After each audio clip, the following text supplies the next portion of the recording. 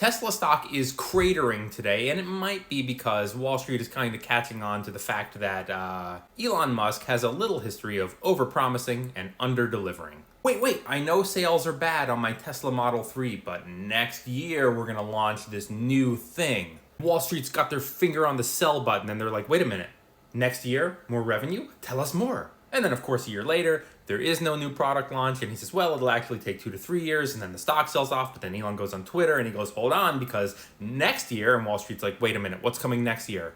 And it feels like maybe Wall Street's kind of losing patience and finally realizing that Elon Musk overpromises and underdelivers. So what happens when Elon Musk actually has a reasonable timeline? This self-driving taxi, not coming out next year, but maybe closer to 2027.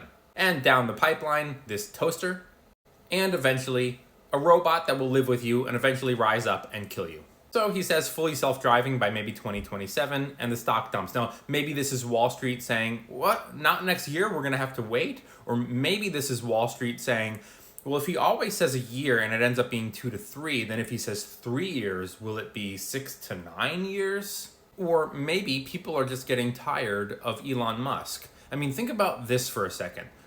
Non-biased, objective. Just think about it. Don't get mad and cry in the comments. If the overwhelming majority of your customer base leans left politically and is worried about climate change, and that's the reason that they're buying your electric vehicles, do you think that this or this is going to endear Democrats or leftists to buy your product?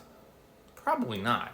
Maybe Wall Street is worried that Elon's largest customer base will abandon him and stop driving his cars. After all, conservatives, people who maybe don't believe in climate change, have no reason to drive an electric vehicle. They don't care about oil and gas and pollution. People on the left don't want to drive a Tesla because they don't want to be seen supporting Elon, and people on the right don't want to drive an electric vehicle because they think that it doesn't go vroom vroom when it starts up, and that makes them look weak, and they don't want one, and they don't believe in climate change.